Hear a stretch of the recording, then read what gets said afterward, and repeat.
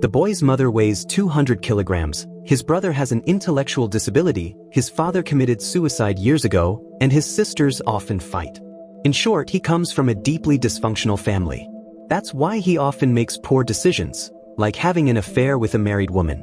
He also works hard to support his family, especially to buy all the food his mother constantly demands. But when a new girl arrives in town, everything begins to change. Every year, he and his younger brother Arnie wait for the passing caravans, travelers who roam the country. But this time, one of the caravans breaks down. They live in Endora, a small town where nothing ever happens. To Gilbert, it feels lifeless, like dancing without music. He works at a local grocery store, though since a new supermarket opened a few miles away, hardly anyone shops there anymore. The kids live in the large old house their father built, and now Gilbert handles all the repairs. When Arnie was born, doctors said he wouldn't live past 10, but now he's almost 18, meaning his life could end at any time. Their sisters are Helen and Amy, the oldest. For years, Amy has acted as their mother because Bonnie, their real mom, can no longer move due to her 200-kilogram weight. She was once the prettiest woman in town, but after her husband's suicide 17 years ago, she stopped going outside and never stopped eating. They also have another brother who left to work elsewhere. Arnie loves climbing trees, and Gilbert always pretends to look for him, though he knows exactly where he is, just letting him have fun. That morning, they head to work and spot a beautiful girl from the broken-down caravan. In town, Gilbert works at an ice cream shop, and Arnie is allowed inside because Gilbert's boss is kind. One day, his boss asks why everyone shops at the supermarket now. Gilbert shrugs, joking he'd rather die than go there. He insists people only shop there because it's new. Soon, they'll come back. After work, Gilbert delivers an order to Betty's house, the married woman he's seen. He tells Arnie to wait in the car. Betty sends her kids outside, and they carry on as usual. Suddenly, Betty's husband Ken comes home early. They scramble to act casual, pretending Gilbert is just delivering groceries. Ken tips him but then asks to talk privately. Gilbert knows he's in trouble, but before he can panic, he sees Arnie climbing the town's water tower. The police and townspeople rush over, including the girl from the caravan and her grandmother. To calm Arnie, Gilbert grabs a loudspeaker and sings his brother's favorite song. It works. Arnie climbs down safely, and everyone cheers, including the girl. Afterward, the sheriff warns Gilbert not to let it happen again. That night, the family plans Arnie's birthday party, but since Gilbert barely helps, they argue. The house is tense, poor communication is their hallmark. They love each other, but each carries private pain. Helen worked too young, Gilbert plays the father's role, and Bonnie's grief isolates them all from the world. When Bonnie finally stands up to stop the fight, the floor shakes, a sign one of the beams is giving way under her weight. Gilbert and the others don't tell her, afraid it'll make her feel worse. The next day at the cafe, Gilbert's friend Tucker asks how his mom's doing. Gilbert answers sarcastically, "She's like a whale." Tucker laughs, and they eat breakfast with Bobby, the Undertaker's assistant. Tucker talks about Burger Barn, a new fast food place he swears is better than all the others. But Gilbert isn't listening. His eyes are fixed on the new girl, Becky. Days pass and Gilbert starts falling for her. He helps Becky move her things with Arnie. She's warm and easy to talk to, and Arnie clearly adores her. That night, another argument breaks out over Arnie's party. Gilbert tells Helen not to talk with her mouth full, and she snaps that he's not their father. Dad's dead. Gilbert fires back and tension fills the room. Bonnie steps in to stop the fight, but when she stands, the floor trembles again. They realize the beam is really about to break. Amy suggests moving her upstairs, but Bonnie refuses. The next morning, Gilbert and Tucker start fixing the floor. They ask Arnie to help, but he refuses to go into the basement, where their father hanged himself years ago. A few days later, while Gilbert isn't paying attention, Arnie climbs the water tower again. This time Gilbert has to drag him down. Arnie feels hurt, and Gilbert, overwhelmed, knocks over his mother's chair before storming out. He goes to spy on Betty but instead runs into her husband on the road. Later, Gilbert visits Becky and her grandmother. They tell him they travel across the country. Becky says it was her grandmother's idea. Gilbert realizes he's never left Endora. Her grandmother calls Becky beautiful, but Becky says beauty fades. What truly matters are a person's actions. She then invites Gilbert on a date. In a small town like Endora, everyone notices everything, including Betty, who looks jealous. After eating ice cream together, Gilbert and Becky watch the sunset. Becky says she loves the view, but Gilbert says he has to go home for family business. He bathes Arnie quickly and, wanting to see Becky again, says, "You're old enough to bathe yourself now, right?" Arnie agrees, and Gilbert rushes out. On the way, Becky tells him that when she was little, her parents divorced, and because they kept moving, she constantly had to change homes and adapt to new places. Gilbert said he and his family had never moved. He wanted to, but his mother was trapped, or anchored, in that house.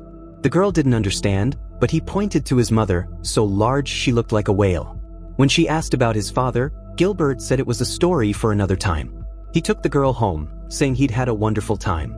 The next day, Gilbert realized Arnie had stayed in the bathtub all night, trembling. His mother scolded him, warning it must never happen again. During his shift, Gilbert delivered to Betty's house. She asked him to call Ken.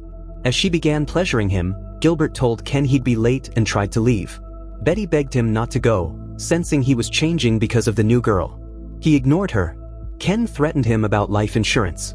Soon Betty panicked. She'd burned her cookies and threw herself at Gilbert, saying she chose him because he'd always be there.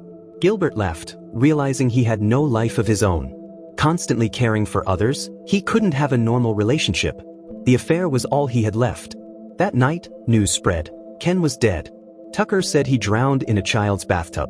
Rumors blamed Betty, but Bobby said Ken had a heart attack and fell. They met Becky again and offered her a ride. Her car part had arrived. They'd leave soon. Gilbert felt sad, but when it stalled again, he secretly felt glad. Becky invited Arnie to swim, but he refused. Gilbert never told her he'd once left Arnie in the tub. He swam with her instead. Afterward, Becky asked what Gilbert wanted. She wished her mom could lose weight, Ellen could grow up, and Arnie could get a new brain. He said, "I just want to be a good person." Then Arnie disappeared. Police said he'd climbed the water tower. When they arrived, he'd been brought down, but the police took him in. Bonnie left the house for the first time in years to get him. The sheriff, moved by her cries, released Arnie immediately. Everyone stared, judging her. The next day was Ken's funeral. Arnie shouted at the new burger barn. Afterwards, Betty asked Gilbert if he had killed Ken. He said no. She asked what he'd do now, always caring for others but never himself. "I wish my sons were like you," she said. Becky appeared and Betty told her, "He's yours now." Becky asked if Gilbert would miss her. "Yes," he said. "Good," she replied. After work, they went to Becky's trailer. Her car finally started. When it stalled again, they laughed. It meant one more day together. The next day, Gilbert's friends raved about the burger place. Tucker invited them to a party, but Vicky said her grandmother had fixed the car. They'd leave tomorrow. Gilbert stayed silent. Even when Becky said Arnie had invited her, he only said, "Go if you want." Meanwhile, Arnie dropped the birthday cake Amy made. Gilbert bought another. At home, he found Arnie eating it. Furious, he dragged him to the bathroom and slapped him. Consumed by shame, Gilbert drove off while Arnie ran to Becky's house. Overwhelmed, he considered leaving town. He'd cared for Arnie all his life but felt unworthy. Yet leaving would only make things worse.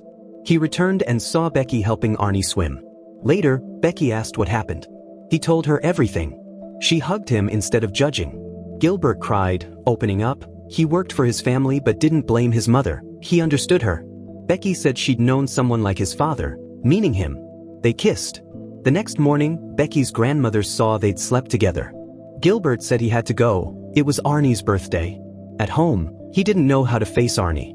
When Arnie ran, Gilbert thought it was fear, but he'd only climbed a tree. Gilbert pretended to search until Arnie jumped out to scare him.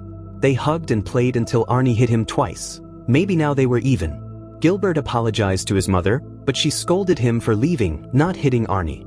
She admitted she'd been a burden, and Gilbert told her she wasn't. Tucker noted the house had foundation problems, a metaphor for their fragile family. Soon after, Becky came, and Gilbert told his mother he wanted her to meet someone. She refused at first, but he insisted. Before Becky, Gilbert had lived a life that wasn't his, playing the father's role, working overtime, fixing the house. Becky made him question his life, teaching that actions mattered more than words. Because of her, Gilbert ended his secret affair and took time for himself, not selfishly, but out of need. Pain was part of growth. Eventually, Bonnie accepted Becky. She said she hadn't always been this way. "Neither was I," Becky said. They laughed. After hours, Becky said goodbye with a long kiss. Gilbert didn't know what to say until Arnie told him, "Say thank you." Gilbert smiled. "Thank you." Returning home, they saw their mother climbing the stairs for the first time in years. Gilbert approached, and she called him her knight in shining armor, proud of him.